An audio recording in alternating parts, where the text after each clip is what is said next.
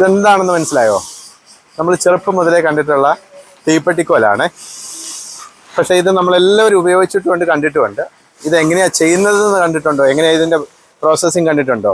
ഇതിപ്പോൾ ഇതിൻ്റെ എന്തെങ്കിലും മരുന്ന് പിടിപ്പിച്ചിട്ടില്ല. അത് നമ്മുടെ കേരളത്തിൽ ഇതിൻ്റെ മരുന്ന് പിടിപ്പിക്കത്തില്ല. അതിന് ശിവകാശിയിലാണ് കൊണ്ടുപോയി ഇതിൻ്റെ മരുന്നൊക്കെ പിടിപ്പിക്കുന്നത്.